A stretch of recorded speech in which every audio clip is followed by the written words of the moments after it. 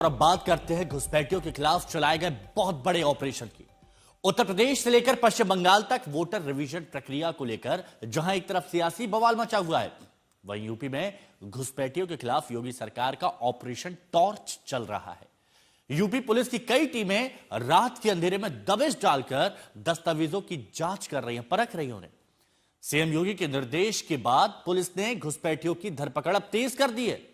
वहीं चुनाव आयोग ने 6 राज्यों में स्पेशल इंटेंसिव रिवीजन यानी एसआईआर की समय सीमा बढ़ा दी है। उत्तर प्रदेश में अब 26 दिसंबर तक आप फॉर्म भर के जमा करा सकते हैं, तो एसआईआर की समय सीमा बढ़ गई। सीएम योगी की तरफ से जो आदेश दिया गया था उसका सख्ती से पालन किया जा रहा है और घुसपैठियों की तलाश की जा रही है। तो चलिए सबसे पहले बात यूपी में घुसपैठियों के खिलाफ चलाए गए बड़े ऑपरेशन की करते हैं, जिसके बारे में आपको बता रहे थे। अवैध तरीके से रह रहे बांग्लादेश और रोहिंग्याओं के खिलाफ यूपी पुलिस ने ऑपरेशन टॉर्च चलाया है। जी हां, ऑपरेशन टॉर्च। अब इसके तहत अलग अलग इलाकों में रात के अंधेरे में दबिश डालकर दस्तावेजों की जांच परख की जा रही है और घुसपैठियों की धरपकड़ की जा रही है। जिस प्रकार की घुसपैठ ये लोग करवा रहे हैं बांग्लादेशी घुसपैठियों का, आने वाले समय में घरों के अंदर घंटी और शंख भी नहीं बजाने देंगे। उनकी सहानुभूति उन लोगों के प्रति होती है जो घुसपैठिए के रूप में भारत के नागरिकों के हक पर डकैती डालने का काम कर रहे हैं।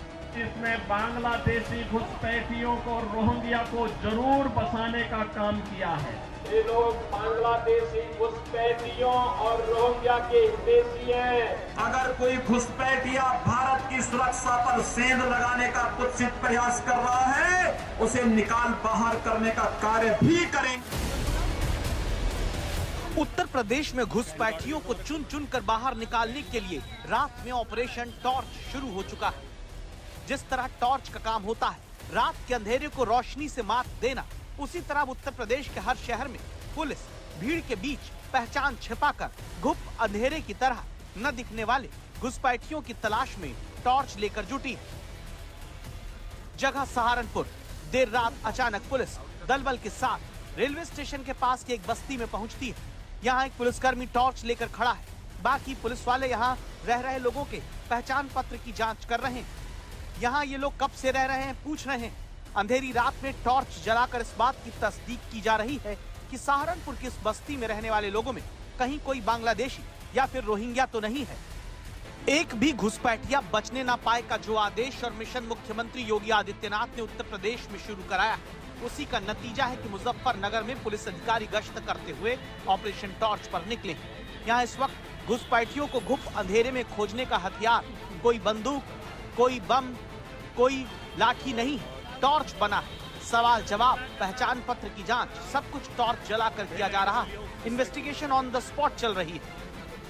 आपके मन में सवाल हो सकता है कि जो काम दिन में किया जा सकता है वो रात में क्यों किया जा रहा है। इसकी वजह है कि इन बस्तियों में रहने वाले लोगों का दिन में कहीं ना कहीं बाहर रहना है, जिनके रात में लौटने पर ऑपरेशन टॉर्च के साथ असली और नकली की पहचान की जा रही है। ये मुहिम उत्तर प्रदेश के हर कोने में चल रही है। पश्चिम के बाद पूर्वी उत्तर प्रदेश के वाराणसी में ऑपरेशन टॉर्च की ग्राउंड रिपोर्ट कवर करने आज तक संवाददाता यहां मौजूद हैं। इस बात की जांच करने में पुलिस जुटी है कि वाराणसी की इस जगह की तरह यूपी के अलग अलग शहरों में खुद को कहीं बंगाल, कहीं असम से यूपी में आया बताने वाले लोगों को रहने की जगह किसने दी। ये सरकारी जमीन है या फिर किसी की निजी जमीन है। उत्तर प्रदेश में खुद को पश्चिम बंगाल या फिर असम से आया बताकर रहने वाले लोगों में कहीं कोई झूठ तो नहीं बोल रहा। इसकी जांच के लिए ऑपरेशन टॉर्च क्यों जरूरी है, इसलिए आपको हम अब उत्तर प्रदेश की राजधानी लखनऊ से 1050 किलोमीटर दूर पश्चिम बंगाल के स्वरूप नगर में बांग्लादेश से सटे बॉर्डर की हालत दिखाते हैं, जिससे आज आप समझेंगे कि ऑपरेशन टॉर्च की जरूरत उत्तर प्रदेश में क्यों पड़ी है और कितनी बड़ी है। इस वीडियो को देखिए। ये बुधवार सुबह का वीडियो है जब पश्चिम बंगाल में उत्तर 24 परगना के हकीमपुर बॉर्डर पर बहुत से लोग जमा दिखते हैं। दावा इनमें ज्यादातर बांग्लादेशी नागरिक हैं जो काम की तलाश में पहले भारत में अवैध तरीके से आए। दावा है कई लोगों ने पिछले दरवाजे से फर्जी Aadhaar card, voter card, bank passbook तक बनवाई। दावा इस बात का भी कि एसआईआर प्रक्रिया शुरू होने के बाद इनमें से अब कई वापस बांग्लादेश जाने में जुटे। उन्हीं में से एक शाहिनुर इस्लाम की बात सुनिएगा। ये लॉकडाउन बছর আগে মানে আসলে লকডাউন শুরু হয়ে আর যাতে পারিনি সুরাই হতে এলাম। কোন জায়গা থেকে? তোমার বেড়াফল দে। সেটা কত বছর মোটামুটি? এই লকডাউন কয় বছর আছে, সেই কয় বছর। কি করতেন এখানে? হ্যাঁ, এখানে কি ভাটার ইট ভাটায় কাজ করতাম। কোন জায়গা?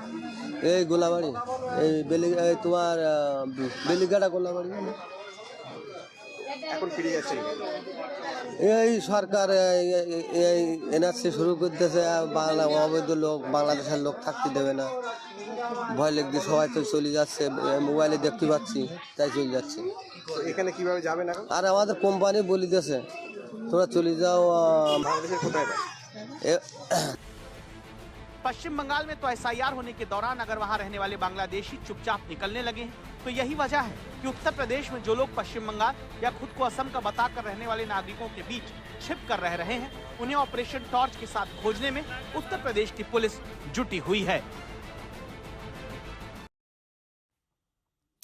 तो रात के अंधेरे में अगर ऑपरेशन टॉर्च के साथ यूपी की पुलिस पहचान छिपाकर रहने वाले घुसपैठियों की तलाश कर रही है, तो वही दिन के उजाले में भी यूपी के मुख्यमंत्री के निर्देश पर अभियान जारी है, जिसके बाद ऐसी जगहों से कुछ लोग गायब हो जा रहे हैं जहां पर अब तक वो रहते आए हैं। और इसीलिए सवाल उठा, क्या इसकी वजह घुसपैठियों के भीतर पकड़े जाने का डर है? बांग्लादेश में जो कुछ हो रहा है वो किसी से छुपा हुआ नहीं। साल भर पहले की बात है, मुख्यमंत्री योगी आदित्यनाथ ने बांग्लादेश को लेकर देश को खबरदार किया और भारत में घुसपैठ के लिए बदनाम बांग्लादेश पर ऐसी बात कही जिससे देश की सियासी फिजा में हलचल मची। पटे थे बहनों और भाइयों, तो अयोध्या का अपमान झेलना पड़ा था। पटे थे तो पाकिस्तान और बांग्लादेश बन गया। पटे थे तो काशी में अपमान झेलना पड़ा था। पटे थे तो बहन बेटियों की इज्जत के साथ खिलवाड़ हुआ था। इसलिए पटे थे तो कटे थे, पटेंगे तो कटेंगे। एक रहना है, एक रहेंगे तो सेफ रहेंगे। बांग्लादेश नाम का खतरा घुसपैठ के रूप में सालों से देश के ऊपर मंडरा रहा है, लेकिन जब उत्तर प्रदेश में बांग्लादेशी घुसपैठियों का पता चला तो योगी आदित्यनाथ ने एक एक घुसपैठिए का पक्का इलाज करने वाला प्लान तैयार किया। जब एसआईआर को लेकर यूपी में ढोल मंजीरा तक बजाकर लोगों को जागरूक किया जा रहा है,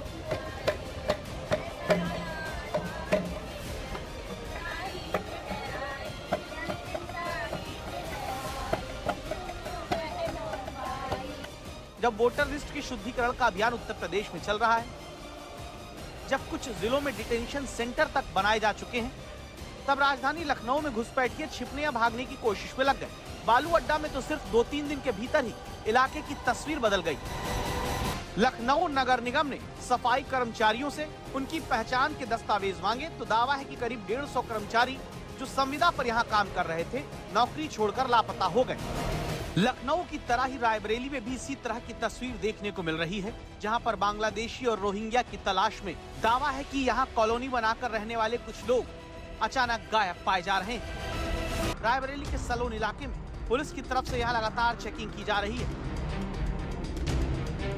मौके पर क्या जांच कर रहे हैं, क्या पूछताछ कर रहे हैं, क्या चेक कर रहे हैं? सर हम लोग प्रूफ देखते हैं, आदमी कहाँ से आया, कहाँ रहता है, आधार कार्ड, ड्राइविंग लाइसेंस, ये सब देखा जाता है। रायबरेली के प्रशासन की ये कार्रवाई फर्जी जन्म प्रमाण पत्रों के जरिए संदिग्ध घुसपैठियों को भारतीय नागरिकता दिलाने की बड़ी साजिश से जुड़ी हुई है। प्रशासन की कार्रवाई के बाद फर्जी प्रमाण पत्र बनाने वाला सेंटर भले ही बंद हो, लेकिन इसे चलाने वाले जिशान के पिता नहीं जानते कि उनके बेटे ने इतनी बड़ी तादाद में फर्जी जन्म प्रमाण पत्र कैसे बना दिए। इतने फर्जी प्रमाण पत्र कैसे बने, कौन उसका वो? कुछ नहीं मालूम, इसमें सब जो फर्जी हुआ था मुझे कुछ नहीं मालूम। मेरे पास मोबाइल थी रही है, मैं कुछ चलाने जानता हूँ। रिजवान कौन है? रिजवान मेरा लड़का है। लड़का कहाँ है इस समय? जेल में है। जो इस जनसेवा केंद्र का संचालक लड़का जीशान था, उसने जो है ग्राम पंचायत अधिकारी विजय सिंह यादव की आईडी को लेकर उसका गलत इस्तेमाल किया है भारत के और इस देश के जो है सुरक्षा में सेंध मारने के लिए। सोचिए, अकेले रायबरेली जिले में 52,000 से ज्यादा संदिग्ध जन्म प्रमाण पत्र निरस्त कर दिए जाते हैं और किसी को कानो कान खबर नहीं लगती। बाद में एनआईए अपनी जांच में बताती है कि ग्राम विकास अधिकारी का आईडी और पासवर्ड का दुरुपयोग करके सीआरएस पोर्टल पर फर्जी एंट्री की गई। इस रैकेट में ग्राम विकास अधिकारी विजय यादव, जन सेवा केंद्र संचालक निशान खान, सुहेल और रियाज की अहम भूमिका सामने आती है, जिनका नेटवर्क देश भर में सक्रिय था और 600 रुपए में जन्म प्रमाण पत्र तैयार किए जा रहे थे। फर्जीवाड़े के खुलासे में पाया गया कि पकड़े गए घुसपैठियों के तार रायबरेली से जुड़े हैं।